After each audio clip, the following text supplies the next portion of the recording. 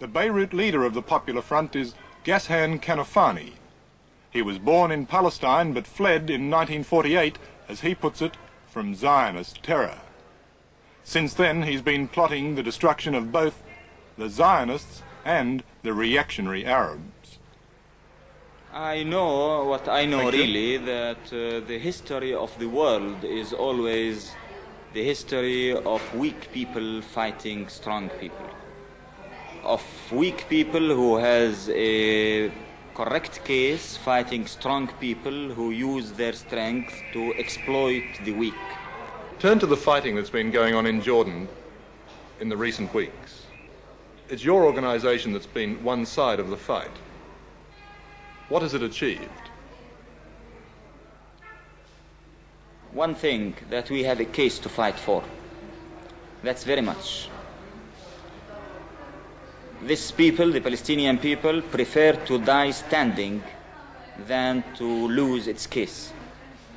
We achieved proving that the king is wrong.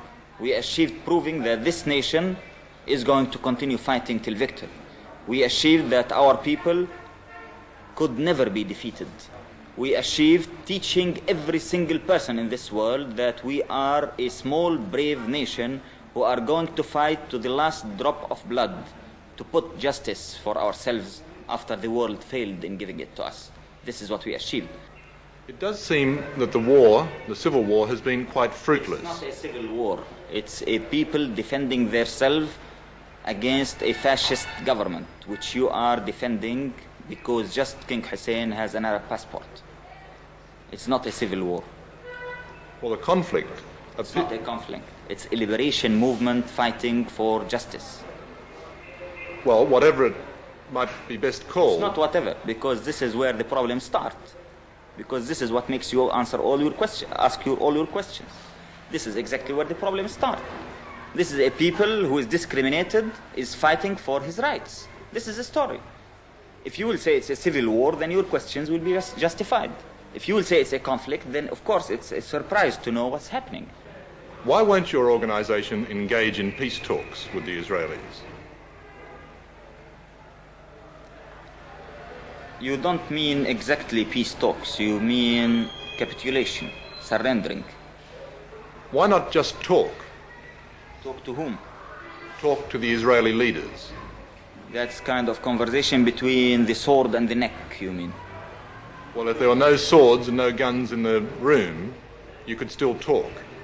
No, I had never seen any talk between a colonialist case and a national liberation movement. But despite this, why not talk? Talk about what? Talk about the possibility of not fighting. Not fighting for what? Not fighting at all, no matter what for. Yeah, people usually fight for something and they stop fighting for something. So you can't tell me even why should we speak about what? Well, stop fighting. For what?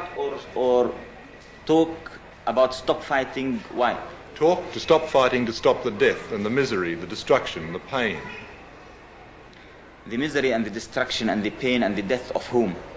Of Palestinians, of Israelis, of Arabs.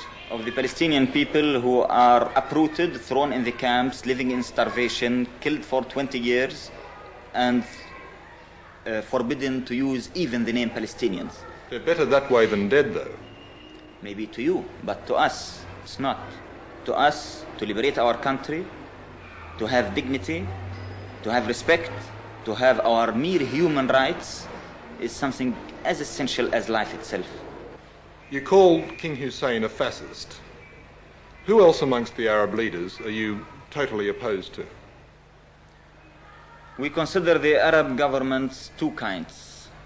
Something we call reactionaries, who are completely connected with imperialists, like King Hussein government, like Saudi Arabian government, like Moroccan government, Tunisian government.